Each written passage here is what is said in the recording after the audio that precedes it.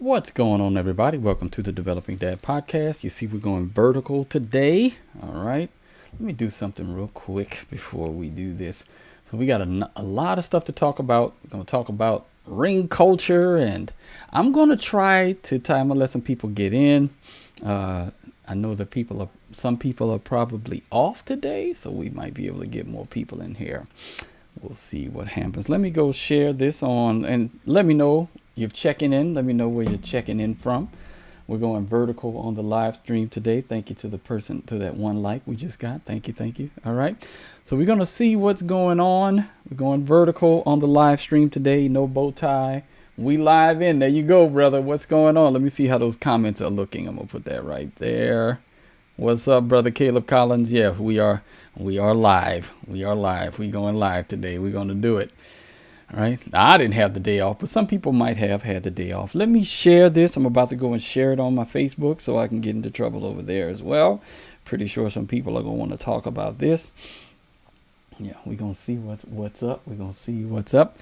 All right. Let me know. I'm sharing this right now. I had some problems with my computer. That's why I had to go live a little bit later than I would have liked to, but we're going to make this happen anyway. I'm going to bring back what's going on, everybody. Let me know where you're checking in from. Thank you, everybody, for tuning in. Don't forget to like the video as you're on your way in. It really helps with the engagement. Let me get that. Live sub count up there. I want to see. Yeah, so we can get that live sub count. Is it? There it is. All right. So we're gonna keep with the live sub count to see if we can encourage some people to become. Well, let's see. Hold on one second. This is what it does. All right, let's see. I'm gonna put that there. Yeah, I had to do my computer started tripping today, and let's see. Channel analytics. There we go. That's what we want. We want the channel analytics. All right, and we're gonna make that bigger so that you can see the live sub count. All right, there we go. Move that over here. Move that there. Okay. All right, good. We got all of that taken care of. What's going on, everybody? We're gonna talk about this now. What I'm gonna try to do is I'm going to try to tie together LeBron's stance on ring culture and his fans' acceptance of his shifting narrative and Ted Cruz's beliefs in Zionism. Let's see if we can weave this together.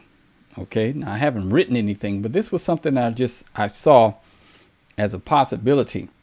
So we're going to talk about what LeBron, we're going to just go through, look at some clips, discuss them, bring the live chat in. Let's see what we got here. All right. So we're going to begin first with the firestorm that was started when LeBron James called ring culture weird. What's going on, everybody? If you're checking in, let me know where you're checking in from. It's funny. Yeah, I don't know. I don't know why it's discussed so much in our sport and why it's the A-all, B-all of everything. You sit here and you tell me, Allen Iverson and Charles Barkley and Steve Nash, are fucking wasn't unbelievable. Like, oh, they can't be talked about or discussed with these guys is because this guy won one ring or won two rings or one, like, it's just weird to me. It's like saying Peyton Manning can't be in the same room with Brady or Mahomes because he only has one ring. They don't never discuss that in their sport. Right. Or telling me that Dan Marino is not the greatest slinger of all time, or he can't be in the room with those guys because he didn't win a championship. They don't discuss those things, Yes, they do. I don't know. Did Barry Bonds win a World Series? I don't think so. I don't think so. I checked it. Barry Bonds never won a World Series, so. and you can't sit here and tell me that he's not the greatest baseball player to ever touch a bat. I mean, Jerry West, I think, went to like 9 straight NBA finals. Right. And, The logo. and was only able to win one. Right. And he's the logo of our league. Yeah. So you can't sit here and tell me that, okay, well, because he only won one, the guy can't be in the same room with the guy who won 2 or 3 or 4. Like, why not? This guy, he's our logo.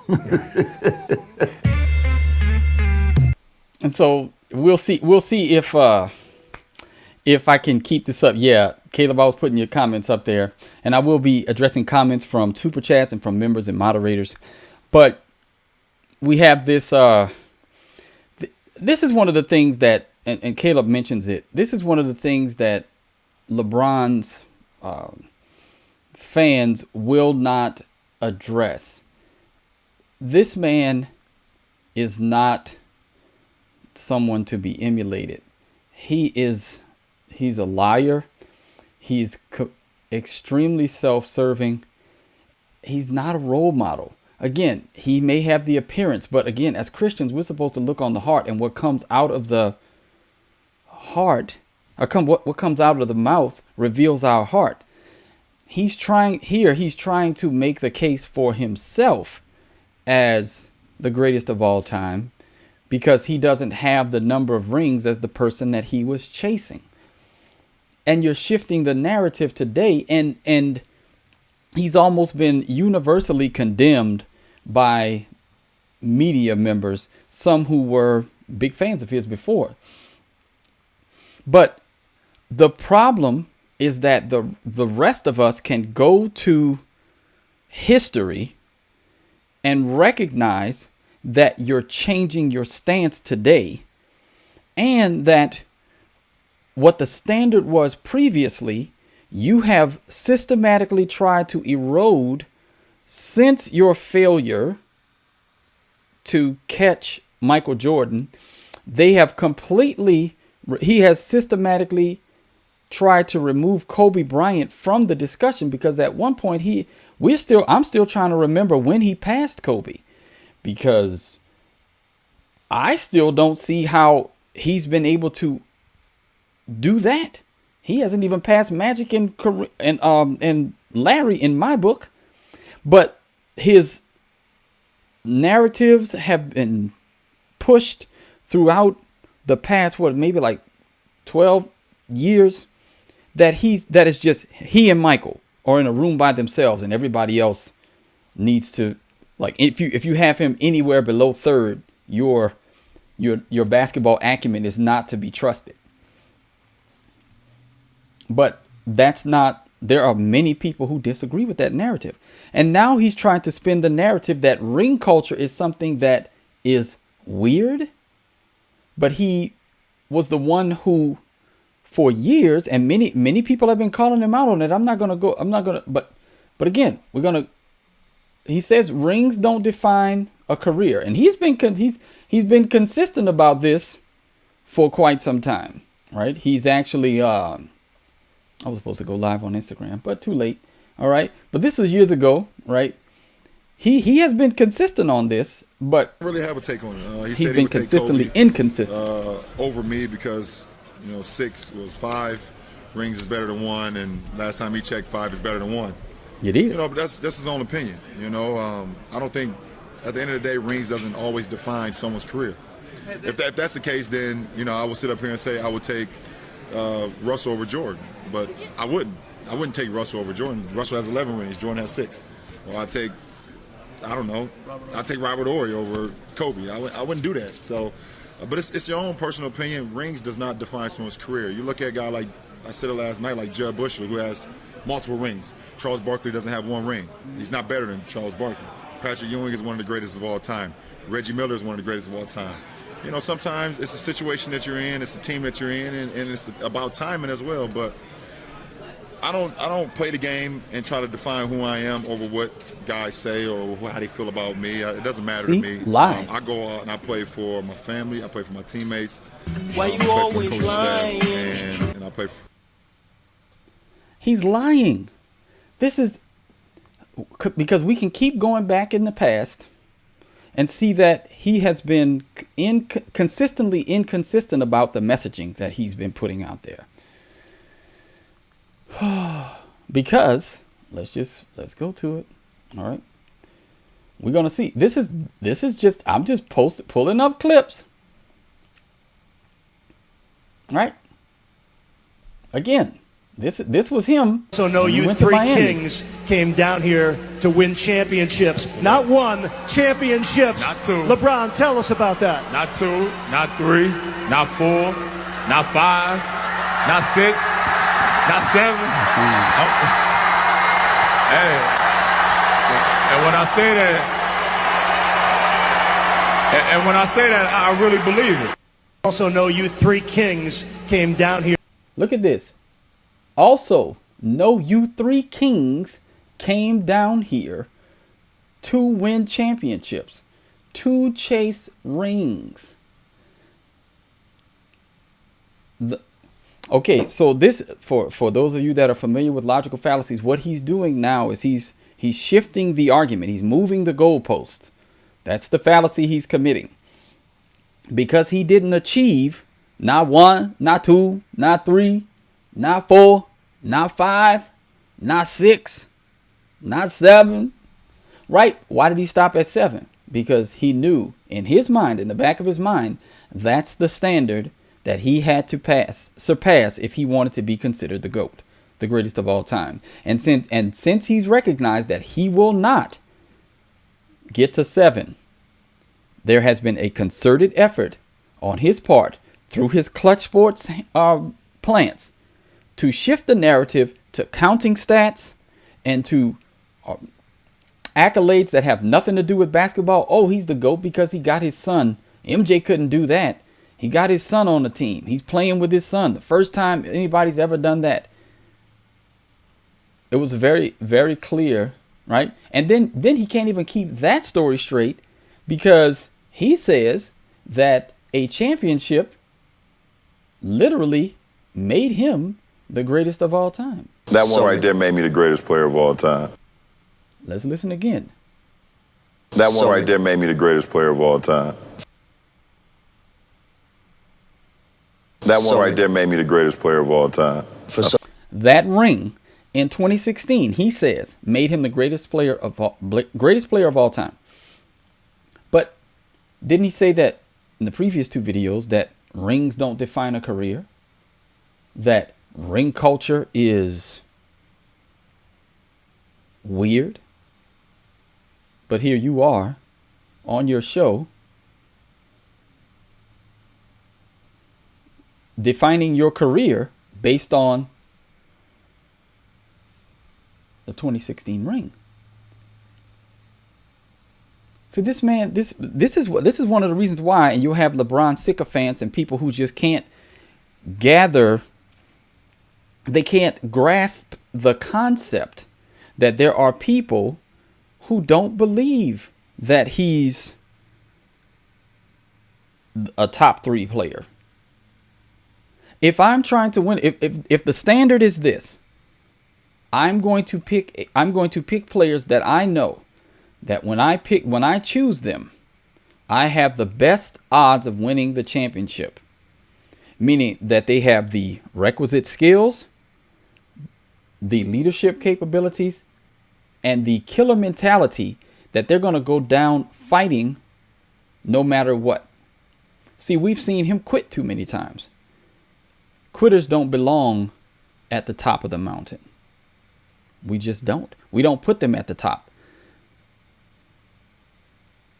When we can see verifiably that you stop giving your all, or you choke in the biggest moments and you shrink. Now you may come back and do some things, but the standard is very, very high for the greatest of all time.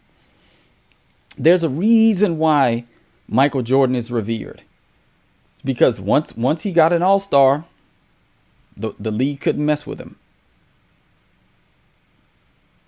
The only time he lost the playoff series after getting an all-star was when he came back, and I think maybe won. But it's insane that we have to, this ring culture argument, because everybody's been like everybody of respectable who would push back on him and being honest, they've been excoriating him for this because he's inconsistent and a liar. He's logically fallacious. He's been reading the same book for the past 6 or 7 years on the same page of the Malcolm X biography for the 6 or 7 years. He's rich. He's 6'9".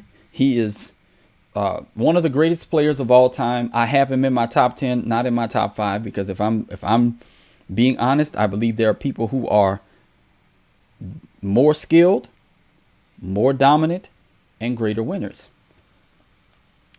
But he's in my top 10. You can put him anywhere from 6 to 10 base. I think he's 6 to 7. He's 6, 7, or 8 on my list. But because he has too many flaws and deficiencies. But he is a great propagandist, and he's a great, yes, he says it. He's a master at propaganda. Yes, he knows how jamming works. Again, he's created a narrative, and he has spun it so that the media, mass media, they believe it and they go with it. Now, and then his blind witnesses, whatever narrative he puts out, they don't question it. They don't. If you're talking to a LeBron sycophant, and we know there are some who are who call themselves Christians, but will not question LeBron James or anything that he does. He's above reproach. Then you know that these people have an idol. If this man can't be questioned, or if he can't be questioned or challenged, then he is an idol to them. Right. Yeah. And again, I just look at it this way. If depending on how you look, Caleb, he said he's still top 3 or 5 by achievement alone, but he has been annoying and ready for him to retire. And see, I look at it the other way.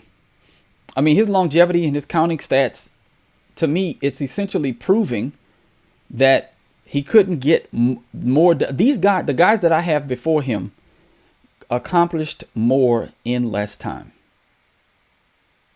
That's how I look at it. I'm like, okay, what's the purpose of team sports? To win. How much did you affect winning? How often did you win? How often did you overcome circumstances? Situation like Kobe Bryant, broken finger against a super team, Celtics, that had beaten him 2 years prior. He made sure that his team was ready. He left everything out on the court. A team that LeBron could not beat, he beat them with a comparable level of talent. Some of the same players that LeBron couldn't elevate, Kobe did. And this was supposedly one of the greatest versions of LeBron James, but he couldn't overcome it. But Kobe beats that team with a broken finger and other ailments. Did whatever he had to do. Michael Jordan speaks for himself. That's why I have them 1 and 2. They would lay everything down. They would lay everything on the line. 5 and 2 in finals. 6 and 0 in finals. Magic 5 and 4. Bird, I think 3 and 2. Right? Hakeem 2 and 0. Duncan 5 and 1. These are players that if I'm starting a team and I want to make sure that we win, the person that's at their peak, I'm choosing them. Duncan beat Kobe and Shaq as the main guy. He elevates in my eyes. Where people will say, "Oh, LeBron didn't have to go against the war. He went against the Warriors." I'm like, Duncan toppled Kobe and Shaq. The greatest, I would say, yeah, the greatest duo ever, in my opinion. These people, like, I have my reasons. I have a weighted scale, a weighted average, but I'm not about to sit here and I don't really care. I mean, it's not really going to affect me whether or not, people have their favorites, and it's all opinion based. But I just don't believe he's in the top 5. I think he's around 6, 7, or 8. He could be in that top 5. But then even Charles Barkley doesn't agree with him. Rob Parker doesn't agree with him. Craig Carton, Colin Cowherd. People keep talking about this. This really sums it up for me, right? I'm not going to play all of those videos because we have a lot of them and I don't want to do. But this tweet really summed it up for me on ring culture. Now, and I'm gonna. So this is the problem. All right. So Olympic Bean says this: LeBron took every shortcut possible to catch MJ, and he still came up short. No wonder he thinks ring culture is weird. He didn't even pass Kobe. More help than both of them. And then again, you'll see his people, they shift the narrative. Whatever LeBron says, oh, we're done with the 90s. The 90s was a softer era. You played against plumbers. It's just this constant narrative shifting. And when you see Christians being fooled by it, it's really saddening, because I'm like, y'all can't tell that these are this is propaganda? No, because they love LeBron and they worship him. There are Christian men I know who worship LeBron James. They worship athletes. Oh, yeah, I'm not gonna start on that because that's a whole different life. But yeah, I know, Kiana. I mean, but they have to spin some kind of narrative to make LeBron look better than, because he failed to do the thing that he set out to do, which was to catch Michael Jordan. He was supposedly trying to catch the ghost of 23 in Chicago. He didn't do it. He didn't even catch 8/24 in Los Angeles, in my opinion. 2008, Kobe had to save him because LeBron, he had to save the Olympic team. We're finding out that the Olympic Committee didn't even want LeBron on the team. They figured if they had Kobe, that would be enough.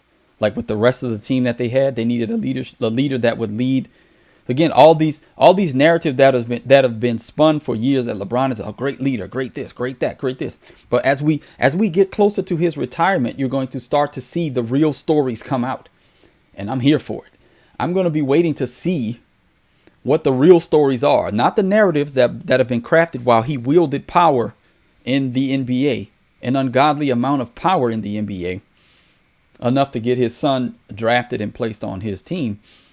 I'm waiting until the real stories come out, when people start to open up and say, well, he's not in the league anymore. He doesn't have control of power. Now we can, and you're starting to see the bubblings of these things now. The story about him not being desired by the Olympic team in 2008, having to call Kobe in and save the team and shift the leadership or shift the culture. Kobe was the culture setter that they wanted in order to get the U.S. back to gold medals. You're going to start seeing these stories pop up more and more. They've been trying to systematically dismantle Kobe's legacy since his passing, with Dwayne Wade's comments recently about everybody thought that Pau Gasol was going to win the MVP. And then everybody, we have the internet, we go back to the clips, but you can see these lies are continuing to be spewed. And then people are saying, no, we still have the internet. We can go look at these clips and we can find out that you're lying. You're a liar. And LeBron James is a liar. He's a pathological liar. And so again, there are shows like Dreamers Pro that say, look, well, we're done with you because of the antics. And he is, it's really getting tired and old. He's insecure to say he's accomplished so much and has so much money. So extremely insecure, worried about everybody else's thoughts about him. But now, how am I going to tie this? Because we talked about LeBron James and ring culture and the LeBron sycophants that continue to believe the lies that he spews constantly. How am I going to tie this into the next topic? Okay. Right. I want you all to see that there is a parallel between Ted Cruz's beliefs about Israel and LeBron James's followers' belief in everything that he says. Okay, let's take a look. Let's take a listen in to old Ted Cruz talking to. All right, here we go. Ted Cruz talking to Tucker Carlson. Here we go. Growing up in Sunday school, I was taught from the Bible, those who bless Israel will be blessed, and those who curse Israel will be cursed. And from my perspective, I want to be on the blessing side of things. Of those who bless the government of Israel? Those who bless Israel is what it says. It doesn't say the government of it, it says the nation of Israel. So that's in the Bible. As a Christian, I believe that. Where is that? I can find it to you. I don't have the scripture off the tip of my... You pull out the phone and use the Google. It's in Genesis. So you're quoting a Bible phrase. You don't have context for it and you don't know where in the Bible it is, but that's like your theology? I'm confused. What does that even mean? Tucker. I'm a Christian. I want to know what you're talking about. Okay. Where does my support for Israel come from? Number one, because biblically we're commanded to support Israel. But number two... Well, hold on. I'm not holding on. Hold on. You're a senator, and now you're throwing out theology, and I am a Christian, and I am allowed to weigh in on this. We are commanded as Christians to support the government of Israel? We are commanded to support Israel. And what does that mean, Israel? We're told those who bless Israel will be blessed. But what... Hold on. Define Israel. This is important. Are you kidding? This is a majority Christian country. Define Israel? Do you not know what Israel is? That would be the country you've asked like 49 questions about. So that's what Genesis, that's what God is talking about. The nation of Israel, yes. So is that the current borders, the current leadership? He's talking about the political entity called Israel? He's talking about the nation of Israel. Yeah, nations exist, and he's discussing a nation. A nation was the people of Israel. Is the nation They're the God's descendants of referring Abraham. to in Genesis, is that the same as the country run by Benjamin Netanyahu right now? Yes. All right. So, Tucker is asking great questions. Okay. And I did a little discussion about this in the past. And I'm going to cut that video up, and I might actually redo it in my teaching style on the wide. But let's talk about this. He's talking about Genesis 12:3. Okay. All right. I'm going to read that from the old King James. We're going to read from the King James. All right. So I got my Bible right here. 12:3. Okay. It was the King. All right. Let's read it. Oh boy. And I've actually had to do this study myself, because yes, that is the default position of this dispensational American evangelical Christianity. All right.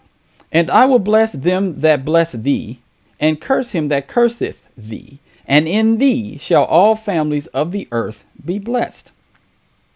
All right. Now, who is thee? Thee is obviously Abraham. But there's also a scripture that in Galatians that says the promise was made not to offsprings, referring to many, but referring to one, who is Jesus Christ. And so many Christians have been lied to, but they believe hook, line, and sinker that we're supposed to, just like they do with LeBron James, that he's the GOAT, that he is just he and Michael Jordan, and you cannot question it. And if you do question it, you're a hater. If you do question it, you're an old head. If you do question it, you are stuck in the past. You are romanticizing your basketball fandom. If you don't believe that we're supposed to support Israel in whatever they do, anti-Semite. This is the same playbook. The same anti-God, anti-logic, anti-reasoning playbook. No, could we actually have facts, data, and statistics, or theologically consistent argumentation against that narrative that has caused America to be brought into numerous conflicts in the Middle East that have nothing to do with us?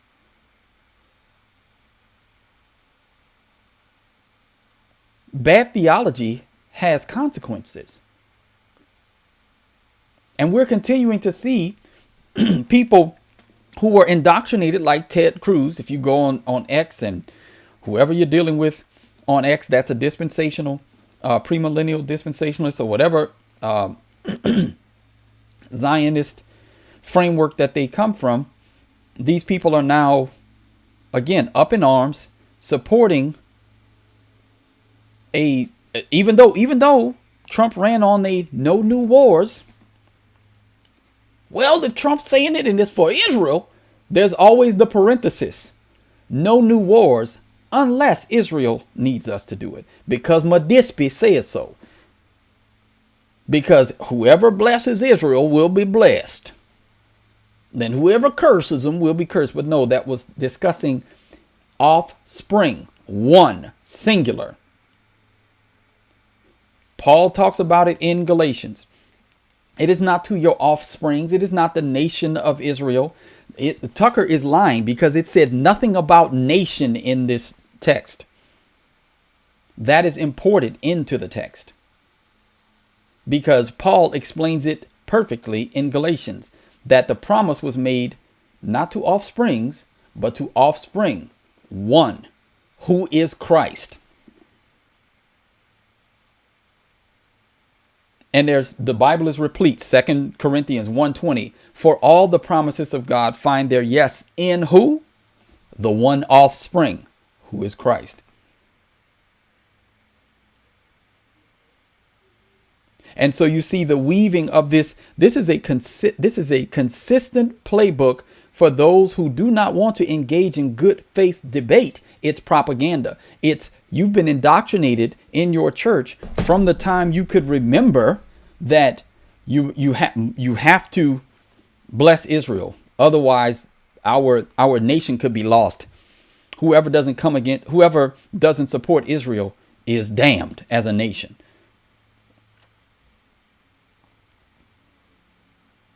But that's not what the Bible teaches. And people are pushing back on that narrative. Because just like we can go back and look at LeBron James's lies throughout the years, we can go back and read the Bible.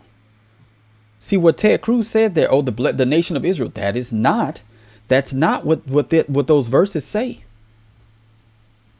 And as a Christian, he should understand that the new is interpreting what the old veiled.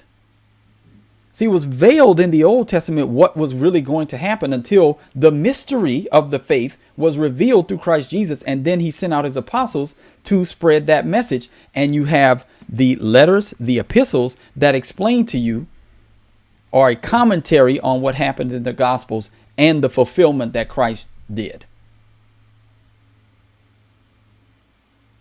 But this horrible theology that Ted Cruz and so many other dispensationalists have is going to lead us into conflict that has nothing to do with us. And people will say, well, they got nuclear bombs over there. Let me show y'all something. You know how long they've been having nuclear bombs over there? Let me check to see where's that tweet. Like so many, I have to find it. I'm going to put it in this list. But there was a New York Times news article about about Iran having nuclear weapons. How long is it going to take for them to get these nukes? That's the question I'm asking. They've been trying to get these nukes for years. When are they finally going to get them? Every time they want us to go over there and start some mess in the Middle East, what do they say? Weapons of mass destruction. It's the same playbook over and over and over again. I'm looking for that tweet.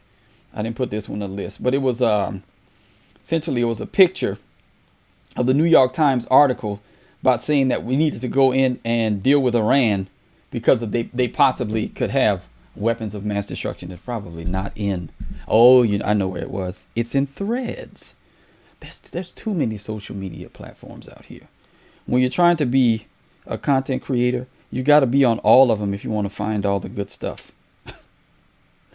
And now I don't even know how to get to it on Threads. But this wicked theology has continued. It's starting to.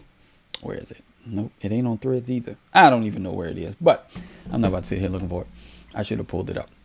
But essentially, Iran has been having. We've been having to worry about Iran having nukes for 30 years. How long is it going to take them to get these nukes? But that aside, even if they hate America, and then there are people who are pushing back even on that narrative, saying that the theology of Islam, of the Shiite Islam section or sect, doesn't even allow for them to have nuclear weapons, because that would be a violation, and to fire them, because that would be a violation of the sanctity of life. There are people who are finding this out. Let's see. Let's just look. Let's just do it. Because, we can always ask, right?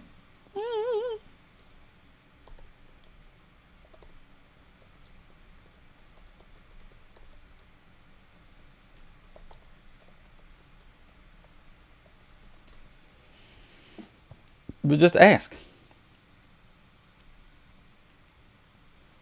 Okay.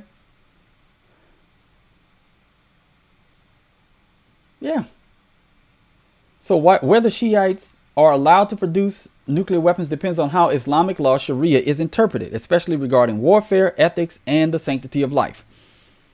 There is no single universal Shiite position, but there are key points. One, general Islamic perspective on WMDs generally prohibits, Sunni and Shiite generally prohibits indiscriminate killing and destruction. This is often interpreted as being against the use of weapons of mass destruction, including nuclear weapons. Shiite doctrine in Iran's example. All right, Iran, a predominantly Shiite nation, offers the clearest real-world example of Shiite interpretation regarding nuclear weapons. Supreme Leader's fatwa. All right, issued a fatwa, religious ruling, declaring the production and use of nuclear weapons as haram, forbidden. So the leader of Iran has said that it is haram, it is forbidden for Iran to have nuclear weapons.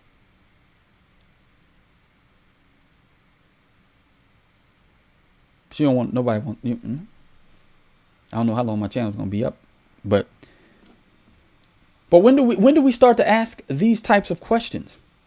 Just like people are asking, and I'm tying it together, but just like people are asking questions about LeBron's shifting stances on ring culture and how it suits his narrative, when are we going to start asking these questions about the dispensational theology that is causing our country to be at Israel's beck and call?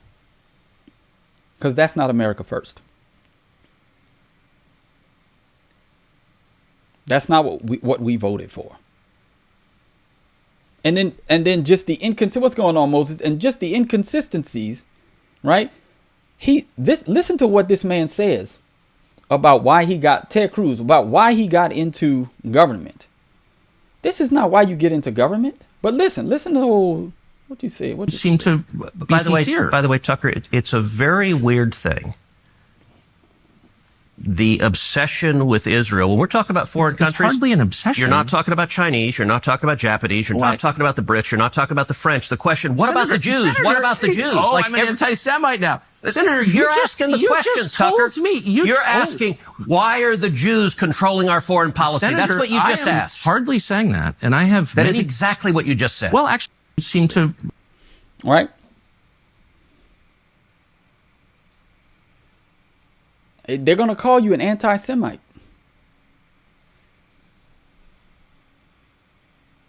But look at AIPAC.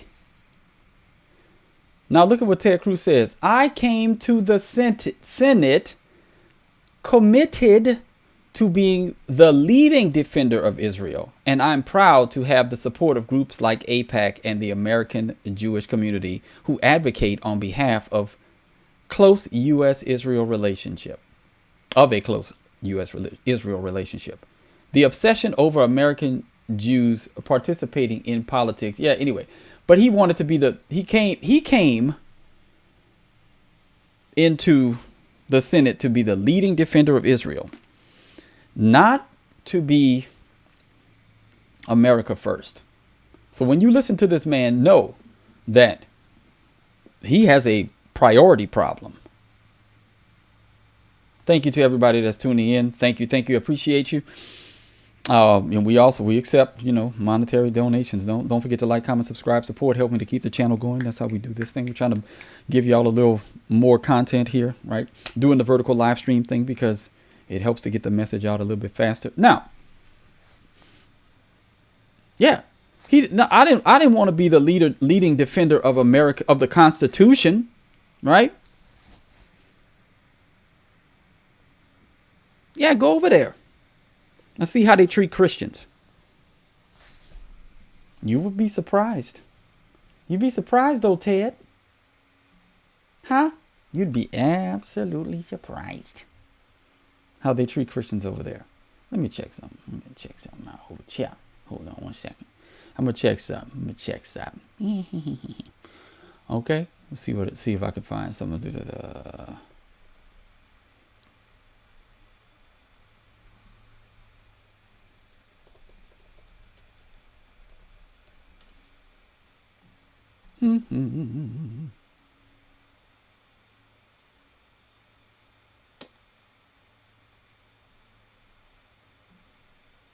I'm looking up some of these tweets.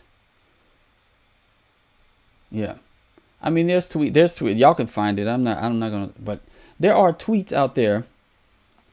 Yeah. There are tweets out there where, now I haven't saved in my bookmarks, where Jews are spitting on Christians in Israel. calling our Lord and Savior a fatherless child, but not the kind word like that. And we're supposed to support them with no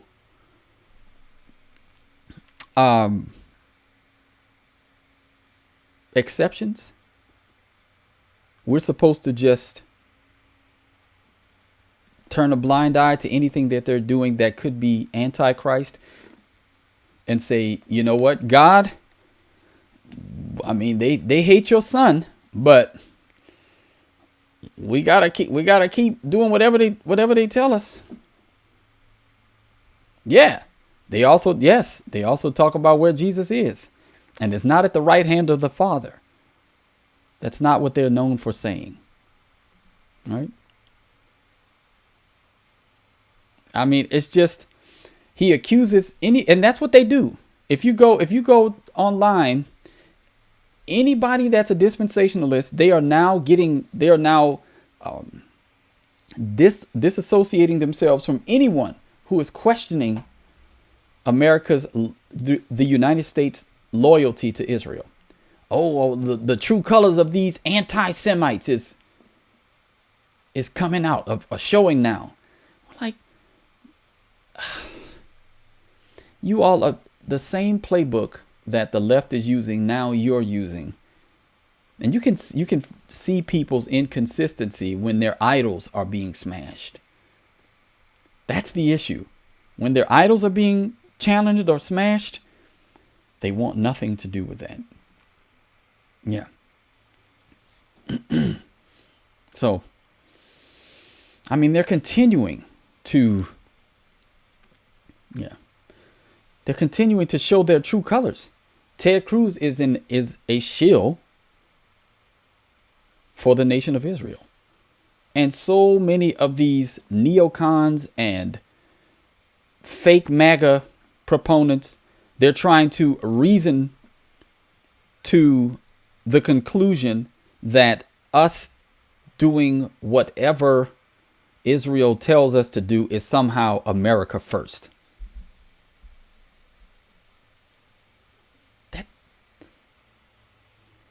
There's no way that you can make that argument. And again, the connection to LeBron James and his ring culture weirdness, and how his sycophants and his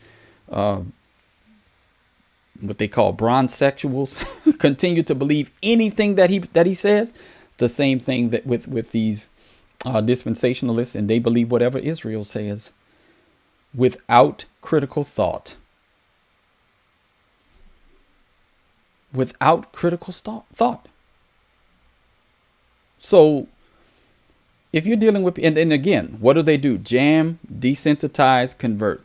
Jam you. They call you anti-Semite. They call you the Israel lobby. The Zionists will call you anti-Semite. That's their main one. Why do you hate Israel? You're not being a good Christian if you don't follow Genesis 12:3.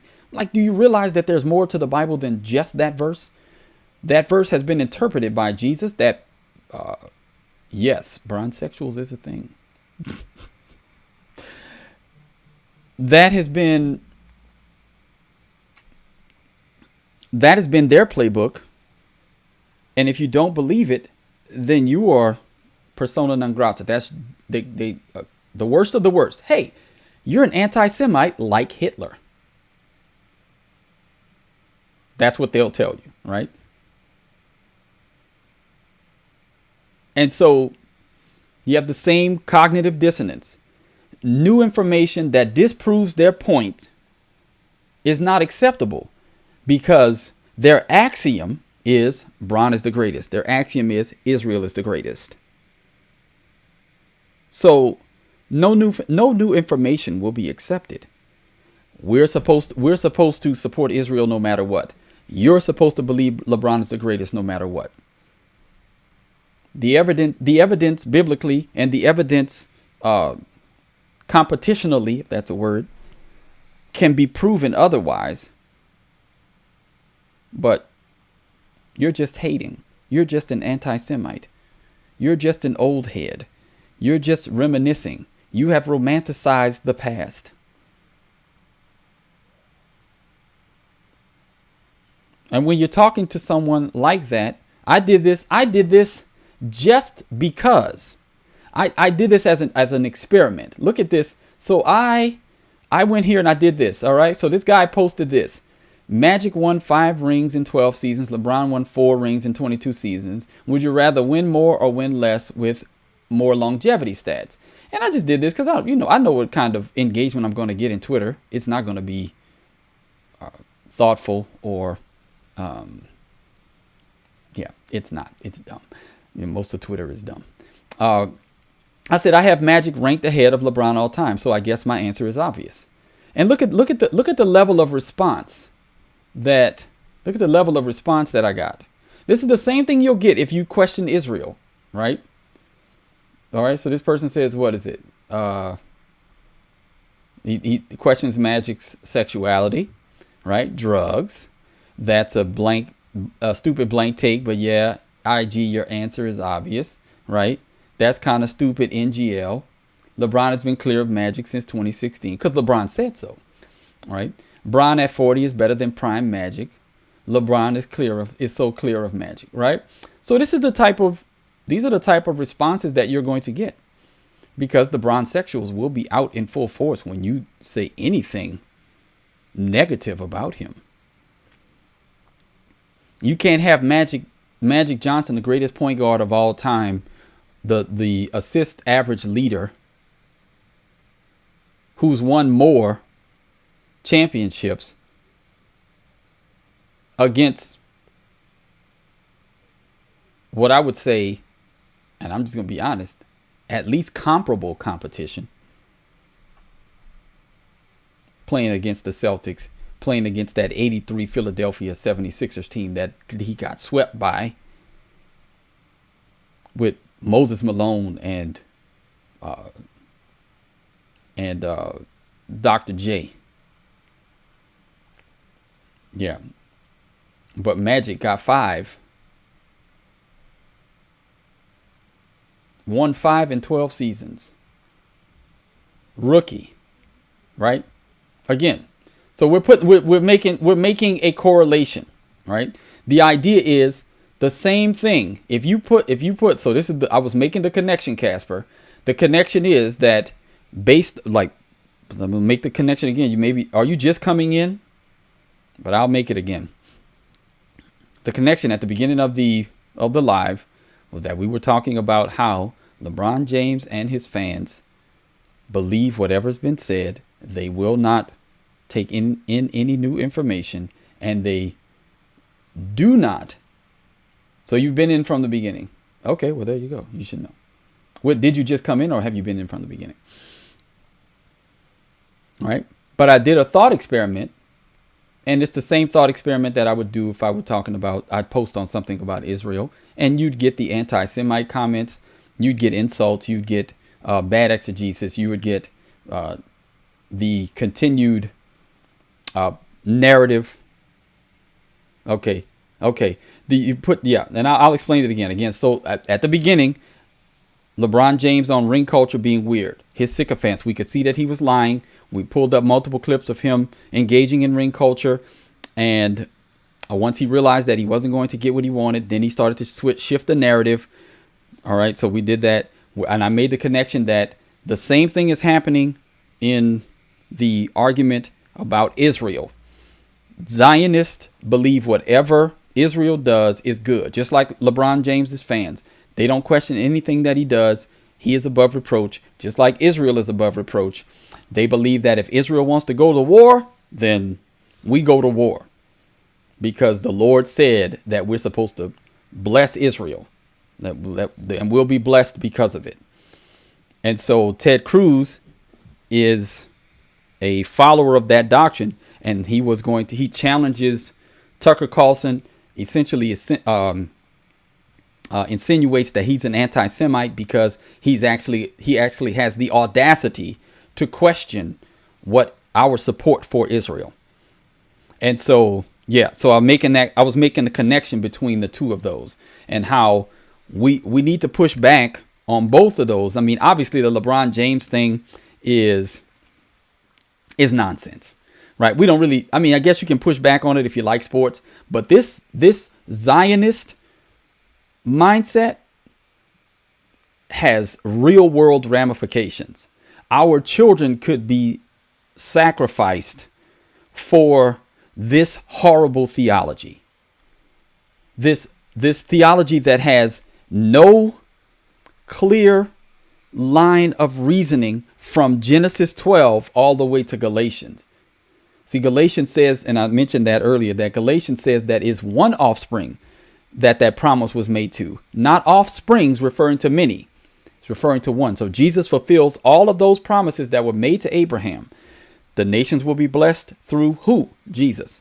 Because the gospel, he dies for sins. Jew and Gentile come together, as it says in Ephesians and in Romans, and then the gospel is spread through all the nations. If you ever want to see a map of how Christianity spread, there's a visual map of how it spread from Jerusalem, and now it's reached the four corners of the earth. There are billions upon billions of people who name the name of Christ today. In you shall all the nations be blessed. That's what that was about. Because where Israel was supposed to be a light to the nations, they failed. Israel tried to keep the light to themselves. They didn't want other people to hear the message. They were supposed to proselytize. They were supposed to spread the knowledge of God everywhere, just like Adam was supposed to do, but he failed because he ate the fruit. So where everybody else fails, where Adam failed, where Abraham failed, where Isaac, Jacob, Moses, David, Solomon, the Levitical priesthood, where all of these people failed, Jesus Christ succeeds. Through the one offspring, we get the priesthood, we get the king, we get the prophet, we get the savior, we get the priest. I don't know if I said that one already. We get all of these things through the one. So when the temple was destroyed in AD 70, that was it. Because they rejected their Messiah, God destroys the temple. There is this period in between his ascension and the destruction of the temple, that 40-year period where, okay, the temple still stands. We still have to address this ongoing tension between the two covenants being at the same time being, moving forward. But then Jesus in Matthew 24 promises that he was going to destroy the temple, and he does it in AD 70 through the Romans. He uses the Romans to destroy them. Thus, and what many people will call the divorce of the nation state of Israel. So we're not called at all to bless them, because God has said that that's not my people. My people follow my son. They listen to my son. Those people hate my son. Now, if we decide we want to help them out, if they want to, if there's some reason we find, as a nation we want to help them out, go for it. But don't tell us it's a theological mandate. There is no theological mandate for Christians to shut off their brains and to do whatever Israel wants us to do. Right? Now I'm gonna get in trouble for that. I know. It is what it is, though. That's how we do it around here. Right? Prophet, priest, and king. That's what we're. Yeah. Right. I mean, this is mind blowing that we have to. Thank you, brother Neil Moses. Yeah, get those likes up. We got one more topic to talk about, and we may just open up the. I may go to some other things, but we got one more thing to talk about, and I thought this was funny. One of my moderators asked me to talk about this subject. Okay, this inconsistent young woman here. All right, Angel Reese on her me bounds. All right, so we're gonna look at this. Hold on one second. So Angel Reese is in the cycle again. I guess we're gonna talk about this and maybe tie it in to some cultural things, but whoever came up with the me bounds thing, Y'all ate that up because rebounds, rebounds, rebounds, rebounds, rebounds, rebounds. Anything that comes off that board, it's mine. It's mine. And a brand, that's 6 figures right there. Whoever came up with that, the trolling, I love when y'all do it because like the ideas be good. Like when y'all have to alter my face and shit, like because I'm cute. All right, whatever. Like that doesn't get me. But like when y'all came up with rebounds, because statistically, all the rebounds that I get aren't always just mine. They're like the defenses too, or somebody else is on my team. But when y'all came up with rebounds, y'all ate one little thing. Janine, we're working. We're gonna work with that. But yeah, happy game day. Yeah, thank you for the like, Casper. I appreciate it. Yeah. Well, I mean, you know, Ted Cruz was making a theological argument, so I had to debunk the theological argument. So that's why we use he used the theology of Genesis 12:3, so we had to debunk that because they're using this a lot to force American Christians to align themselves with the nation state of Israel. So we have to get rid of that horrible theology. Now, yes, he says it right there. Britney Spears in person. Yeah, she's losing it. Obviously, she hears the noise, right? Angel hears the noise. You know, the rebounds thing. Because, yeah, she gets a lot of her rebounds off of her own missed shots. She shoots a horrible percentage for someone who gets most of their shots close to the basket. She's not shooting jumpers, and she's shooting a horrible percentage. She's getting a lot of offensive rebounds based on her tenacity. Don't get me wrong. She has tenacity. She will go after that board after she misses a shot. But her problem is skill level. Her problem is skill level. Okay, and that's the issue.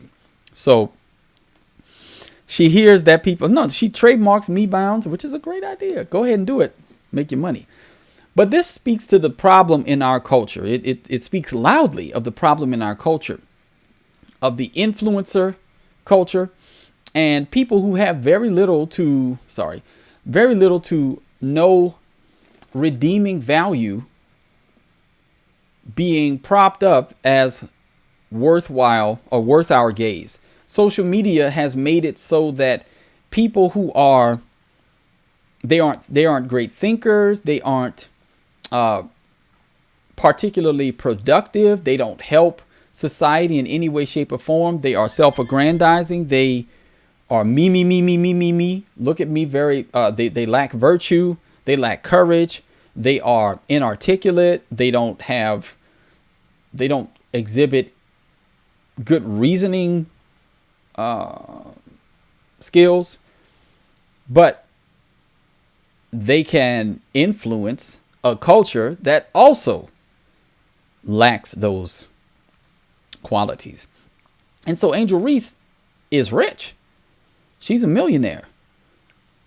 But she doesn't really do anything to uplift, promote, or push society forward. Fame used to be, and this also points back to a problem with the NBA. Fame used to be about competition, but also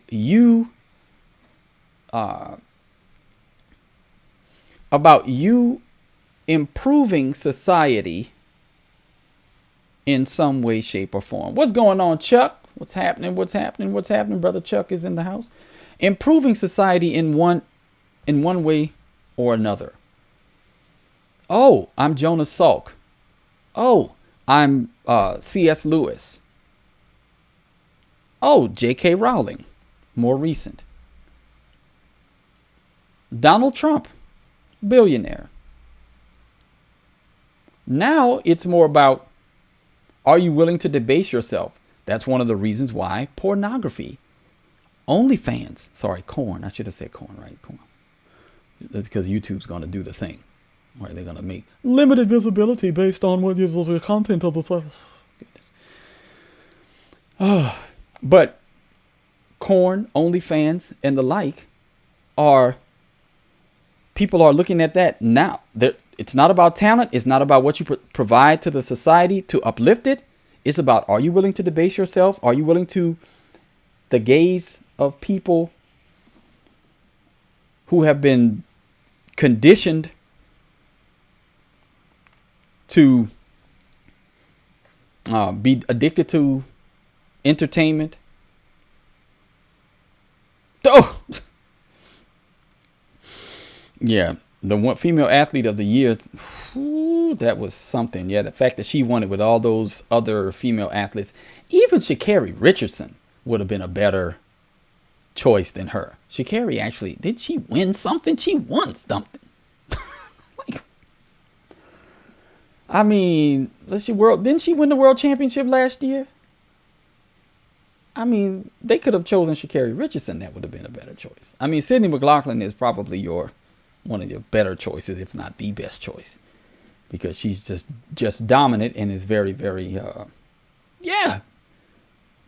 But there's a narrative being pushed, and again, let's also point back to the fact that who's behind pushing the worst of the worst in the culture. Somebody's behind. There's a money play behind all of this. If you follow the money, you'll figure out who's trying to influence us. Why do podcasts like, I use this one, Gil's Arena or All the Smoke? Why are those podcasts skyrocketing, and they just they're like millions of subscribers really quick? Club Shay Shay and the like, that promote the worst of black culture. Ninjas just sitting around talking about ninja stuff. Those get the traction, those get the views, those get the Angel Reese gets the unapologetically Angel. That's promoted as black culture, where your Thomas Sowells, your Larry Elders, your Shelby Steels, your black intellectuals, Glenn Lowry, the people like that. Clarence Thomas is looked at as a sellout, right? All of those people that I just named prior, and you ain't black, they would be considered, they ain't black, because Joe Biden said so. A white man said so, so they ain't black. We're not black. We're not black enough. If we don't hold to the victim mentality that our entire existence is based on how white people view us. You have people who call themselves Christians and men of God and men of valor, men of courage, and all they think about is about how white people view them in evangelical culture. And they aren't willing to just live life in the glory of God. They're like, well, no, we got to talk about that. I had to pray about going to, to white evangelical churches, and I don't feel safe in white spaces. And, after Trump won, Jamar Tisby talked about he don't feel safe with around white people anymore. In 2016, that's what he said. That's effeminate. And then it's also antichrist. But this mindset that has been permeating, that these people of intelligence, courage, that are black are pushed to the margins, and women are propped up in black communities as the pillars and buttress of the black community, where men who are just standing firm, raising their families, loving their wives, raising the next generation. That's one of the reasons why I get on here and I try to podcast from time to time. Even though most of my time is spent doing those things, I try to at least be somewhat of a voice to say, well, hey, there's average guys out there that are just doing the thing. But we're not the ones protesting and marching and making a big deal about how we need, Boudreaux's butt paste wiped on us whenever we're around white people, because we get butt hurt, because they make us feel bad. I feel bad. I feel unsafe around white people. I was like, man, if I felt safe, I'd be in trouble if I felt unsafe around white people, because I'm around white people all the time. And I never feel unsafe. But again, there's some people who emote and who have very effeminate they've taken on this very effeminate worldview that white people are a problem. And yeah. And I just don't have time in my schedule to spend. Yeah. Yeah. I just don't have time in my schedule to worry about that kind of stuff. Now, Angel Reese, again, is very inconsistent, just like Ted Cruz, LeBron James, because she doesn't want to be sexualized. We talk about, what was it, her response? Let me see what this tweet, this old Angel's tweet right here. Hold on one second. Let's see. Oh, yeah. So when somebody says, like, so NBA star Angel Reese is getting a massive amount of backlash for uploading this video of her twerking in what appears to be a response to fans who were upset about her dressing scantily clad a week ago. So this is what she does. She says, don't sexualize me. But again, we don't need to, because you do that yourself, right? Like you can see cheek right here. Like this is, I'm not going to show you, but this is Tommy Sotomayor's post about her. Say, please stop sexualizing Angel Reese. I'm tired of y'all disrespecting black queens who just want the same respect you give white girls who wear their own hair and don't show.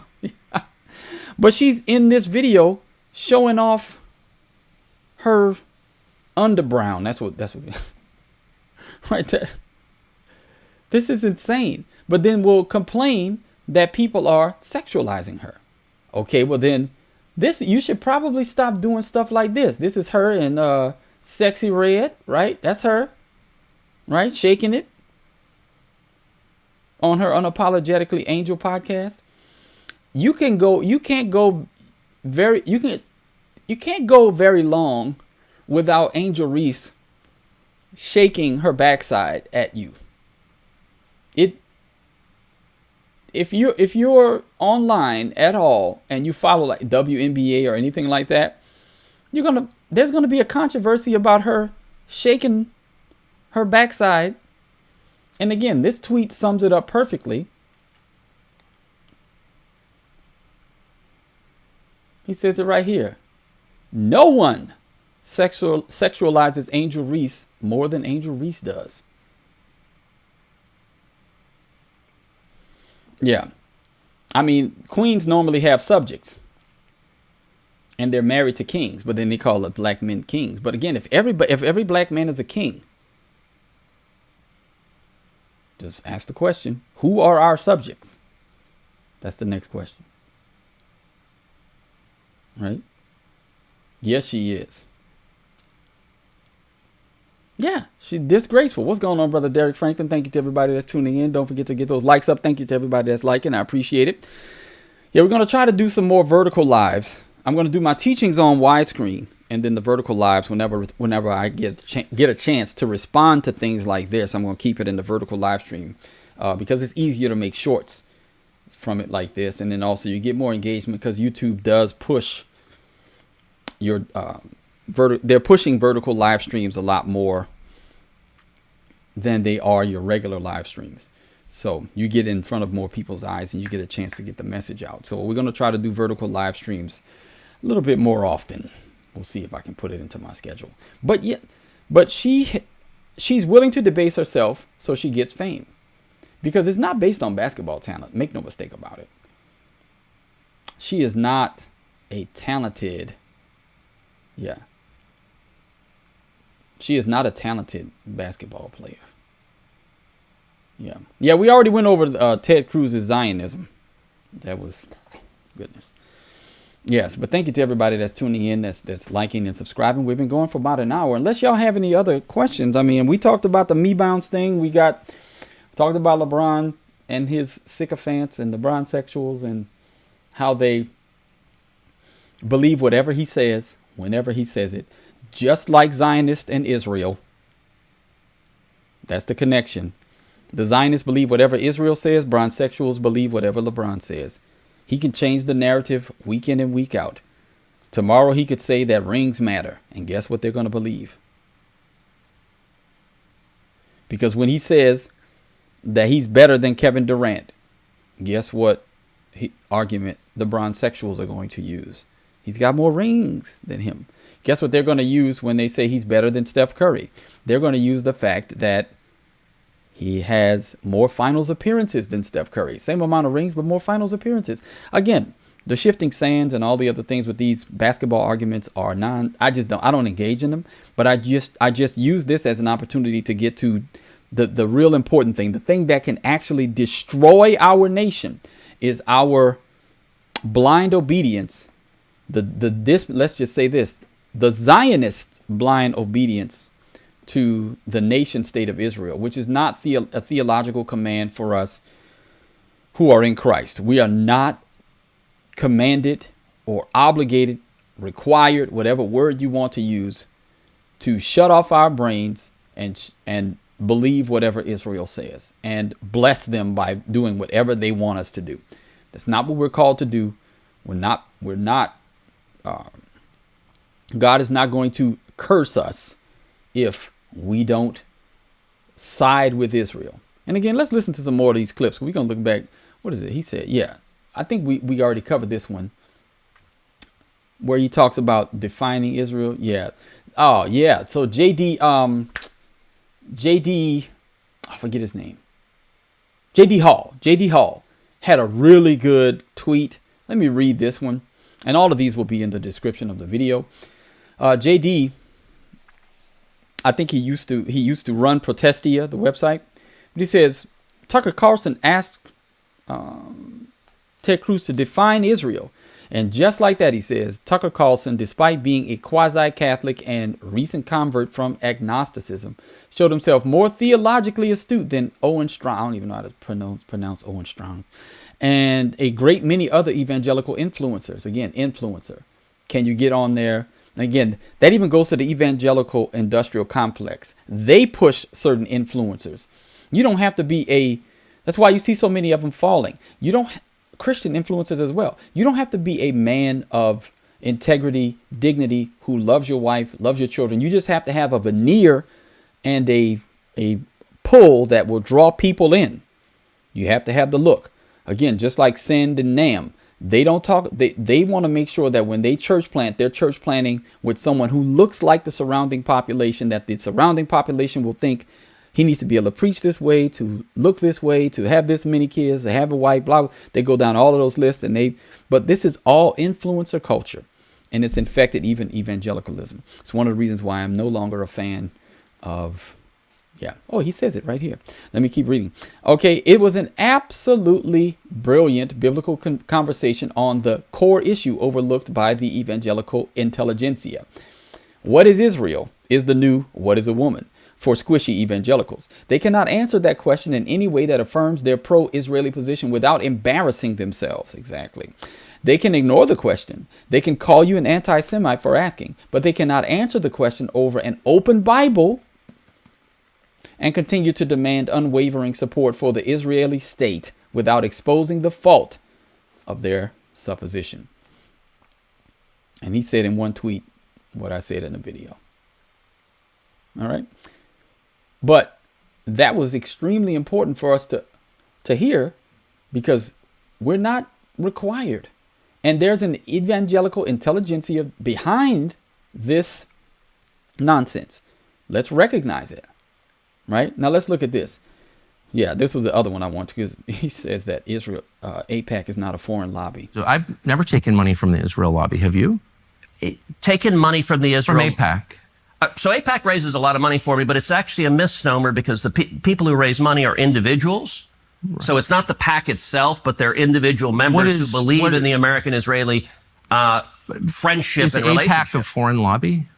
No, it's an American lobby. It's the AIPAC stands for the America-Israeli Political Action Committee. What does it lobby for? So, to be honest, not a whole lot effectively. Listen, I came into Congress 13 years ago with the stated intention of being the leading defender of Israel in the United States Senate. Great. And I've worked every day to do that.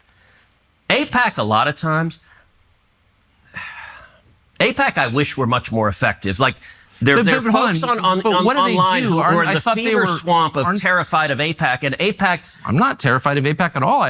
You're the one who seems a little uncomfortable when I'm asking. No, not uncomfortable at all. I'm just asking what AIPAC does. My understanding, having known a lot of people who work at AIPAC, is that it lobbies on behalf of the Israeli government. Wrong. Oh, okay. It's when was the last time AIPAC took a position that deviated from Prime Minister Netanyahu? All the time. Name one. Okay. Let me go back and give a little history. If you want to do a deep dive on AIPAC, I don't. I want to do a shallow dive that gets. No, I'm not going to do a simple. I want to get to the core question. AIPAC is lobbying for a foreign government, and I don't. It's not. It's lobbying for the United States. It is lobbying for a strong U.S.-Israeli relationship. Okay. So it's not has nothing to do with the foreign government. It wants America and Israel to be closely allied. Okay, but it's lobbying on behalf of the interests of another country. So that's not true at all. And if it's not true. No. How much contact do you think AIPAC leaders have with the government of Israel?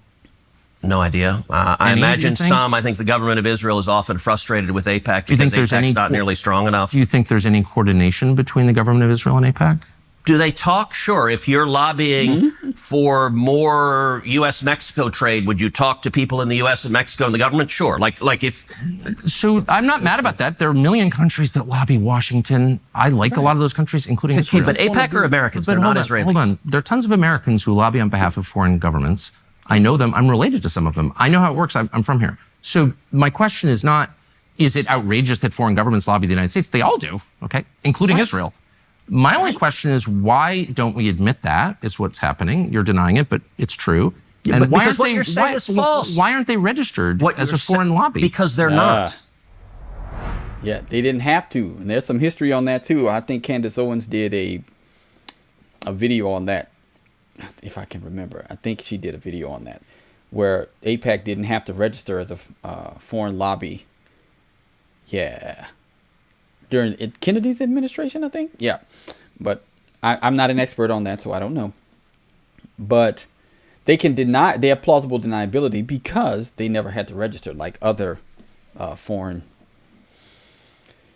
PACs had to do. So, yeah, but he's asking really great questions. And you can see Ted Cruz getting very, very uncomfortable.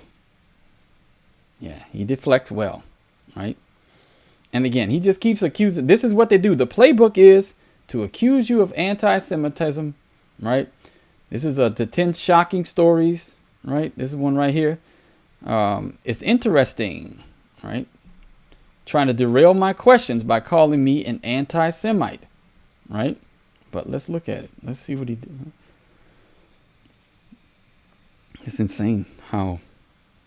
Do you think that the deception? It's just interesting because what you're now describing in a very defensive way, I will say, is foreign influence over our politics. No. And you began, and it's so transparently obvious to everybody. I don't know why you would be embarrassed of it. You've said that you are sincerely for Israel. I believe you. I don't think you have some weird agenda. You seem to be sincere. By the way, Tucker, it's a very weird thing.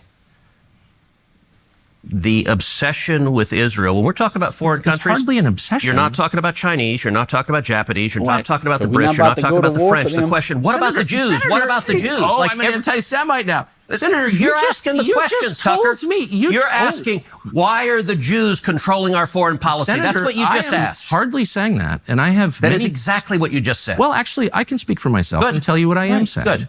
On behalf not simply of myself, but on my many Jewish friends who would have the same questions. Yeah. Which is to what extent, and it's interesting you're trying to derail my questions by calling me an anti-Semite, which you are. I did not. Of course you are. And rather than be honorable enough to say it right to my face, you are in a sleazy feline way implying it, or just asking questions about the Jews. I'm not asking questions about the Jews. There's nothing to do with Jews or Judaism. It has to do with the foreign government. Isn't Israel controlling our foreign policy? That's not about the Jews. You said, I'm asking you. And by the way, you're the one that just called me, I think, a sleazy feline. So let's be clear. It's sleazy to imply that I'm an anti-Semite, which you just did. No, I just said, why is that the only question you're asking? You answer it. Give me another reason. If you're not an anti-Semite, give me another reason why the obsession is Israel.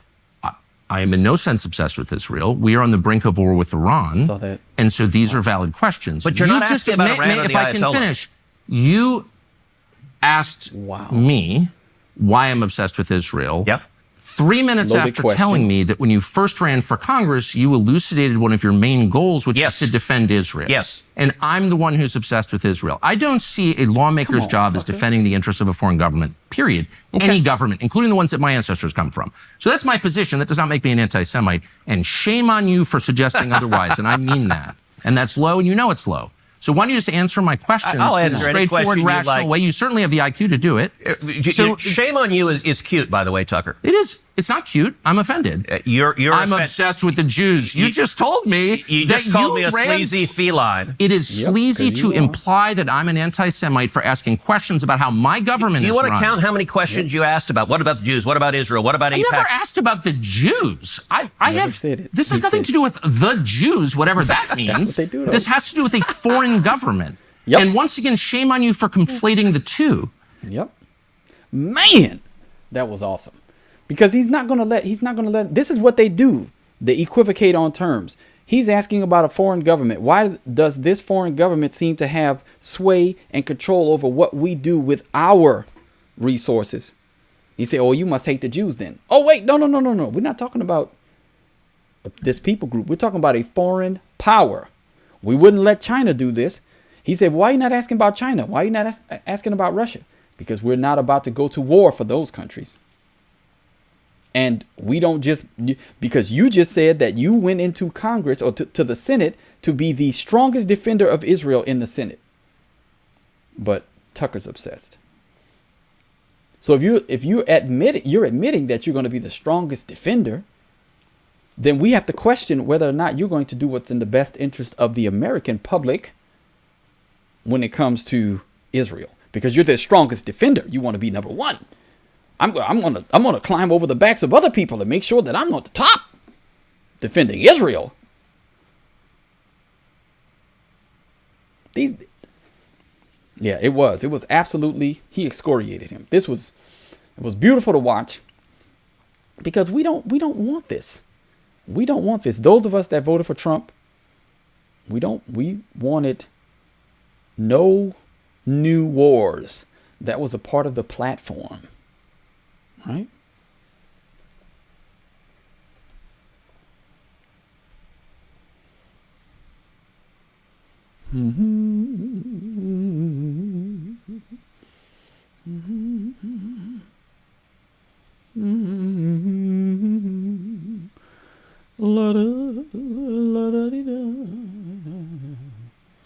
Here we go. Right here. Agenda 47. Where is it? Right there. Pull it up. Prevent, right here, number 8. Prevent World War III. This is Agenda 47. Restore peace in Europe and the Middle East. And build great Iron Dome missile defense shield over our entire country. All made in America. Agenda 47.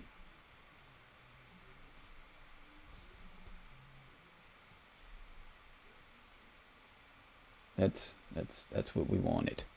That's what we voted for. We're not changing our minds. Even if it's for Israel. We don't care. I don't care. I don't. I live here. This is America. It's America. I live here. I don't want my children going to war for any foreign power. Hey guys, come over here and help us at this war we started. No. That should be our no. A no.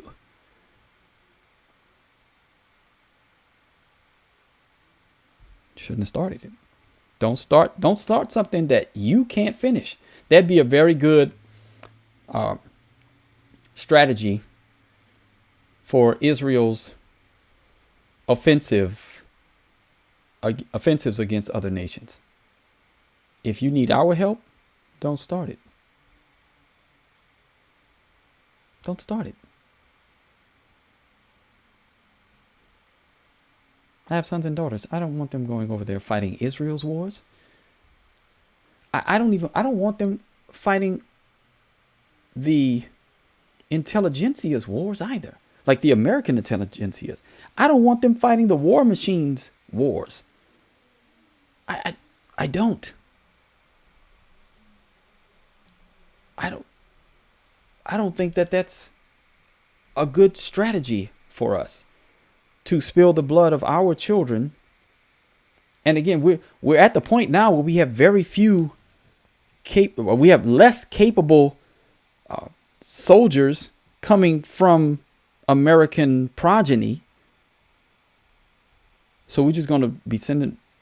We have very few war capable children and young adults, less than we've had in generations, and so we want to send them over to. For Israel's concerns, won't we need them here? We've got unrest here, right? The No Kings protest. We've got all kinds of stuff going on here. I'm not trying to fight Israel's wars. Let them fight their own wars. But, man, thankfully, Tucker exposed the neocon Zionist. I don't even know if he's a neocon. Is he considered a rhino? That's what he is. That's the word I was looking for. Yeah. The Zionist rhino Ted Cruz has been exposed gratefully. Yes. So, yeah, that was the connection, though. We had a little fun with Angel Reese. But the connection was that we have the two groups, very similar in their lack of critical thinking. The Zionists who believe whatever Israel says because they've misinterpreted Genesis 12:3. And then they don't take into account Galatians or 2 Corinthians, all the promises, the one offspring who is Christ. That Christ fulfills all of those places, those scriptures that we find in the Old Testament. And the bronsexuals don't want to hear anything about how LeBron has failures. And those failures knock him down the ladder of great players. And no one's saying that Barkley wasn't great. Nash wasn't great. Iverson wasn't great. But there's levels to this. And even Charles Barkley said, so I'm going to finish out on that. We'll see if we can, because look, I think Barkley's is short enough that we can get away with listening to his. I don't know, because they're always coming after me they come after everybody for copyright infringement. Let's listen in. It's a minute long. We'll see. If not, I'll just have to cut it out. But this is essentially LeBron ring culture, and this is Charles Barkley excoriating the nonsense. Right? But those are the rules. Mm-hmm. It's like my rules. Hey, I'm in the Hall of Fame, but I'm in a different wing than the guys who won the championship. Mm. I mean, still in the Hall of Fame, though. I know, yeah, but I'm saying though, Jack. Hey, I understand. Mm-hmm. I understand the rules. Like Charles are great, Karl Malone's great, Patrick Ewing's great. They're not at the table with Magic, Bird, LeBron, Kobe. It's levels to this shit. Mm. And I ain't mad at that. I understand that. Mm-hmm. Now, if I could have won a championship, I can go across the room. But the rules are the rules. We have to play by the rules. And this ain't got nothing with motherfuckers on TV who get paid to talk shit. Mm-hmm. Right. So essentially, Charles, who doesn't have a ring, who is a victim of ring culture because he didn't win one. He ran up against Jordan. He ran up against Karl Malone in the 1997 fight, I think 97 or 98. 97. And with the Rockets, and he couldn't make it there. He made it once, got close a couple of times, but he never won one. Ring culture is not weird. It's about winning, but he's still a great player. And you don't want to mess around with the round mound of rebound. Not me bound. Rebound. He went and got some of his own, but he could shoot the ball. All right, y'all. Well, I'm going to leave it at that. Let's see. This is vertical, right? Let me see. Vertical closeout. Let's close out the vertical. Thank you to everybody that tuned in. Thank you to the new likes. Thank you to the new subscriptions. For the likes and the subscriptions, yes. Don't forget to like, comment, subscribe, support. All information will be in the description. We take super chat, super thanks, Venmo, Cash App, buy me a coffee, whatever. I try to set myself up on all those other things, right? But if you want to support the channel so I can pay for these subscriptions, because it costs money to stream things. Until next time, be on the alert, stand firm in the faith, act like men, be strong. See y'all around. Bye.